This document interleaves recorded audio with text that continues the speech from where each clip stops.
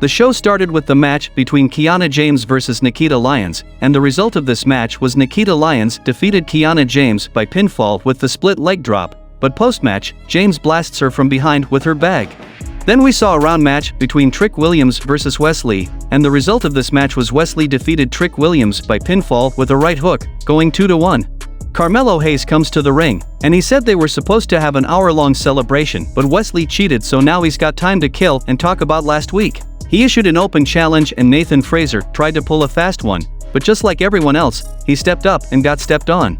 Giovanni Vinci comes and said Hayes was just lucky that goof Nathan Fraser came out and saved him last week, and in the meantime why not open that challenge up again next week at Heatwave? Carmelo says he's got it twisted, Fraser saved him from him, actually, and he's not him, because Hayes is. At Heatwave, he'll put it in the pot and let it cook, but he will put him in a t-shirt and it won't be designer. Then we saw a match between Ariana Grace vs Thea Hale, and the result of this match was Ariana Grace defeated Thea Hale by pinfall. We go backstage with Solo and a trainer, who says his leg is jacked and while nothing's torn or broken, he's gonna be out 4 to 6 weeks. Sikoa isn't having it, and Cameron Grimes rolls up. He gives Solo his respect and Sikoa says he appreciates it. Then we saw a match between Apollo Crews vs Roderick Strong, and the result of this match was Apollo Crews defeated Roderick Strong by pinfall with a fireman's carry front slam. Then we saw NXT Women's Tag Team Champions Katana Chance and Kaden Carter roll up and say they're going to be fighting champions and they'll be happy to give Leon and Feroz a shot. We cut back to the park where Tony D'Angelo arrives to confront Santos Escobar, and Santos asks if he's a champion. Tony says he may not hold a title, but he's the boss, and Escobar laughs at him.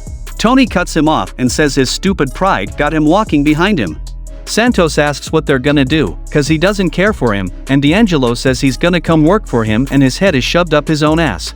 Escobar says he's gotten to know who Tony is and what makes him tick, and the only reason he's done is he sent Ciampa packing, so he's offering the same. One final match, next week at Heatwave.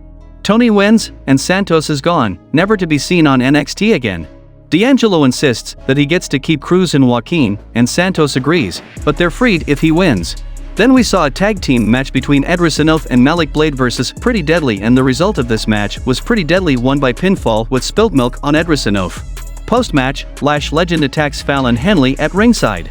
In the main event, we saw a match between Cora Jade vs Zoe Stark, and the result of this match was Zoe Stark wins by pinfall with the flipping cradle facebreaker. Post-match, Perez confronts Jade with the kendo stick, but Cora runs away, and Roxanne chases her to the back.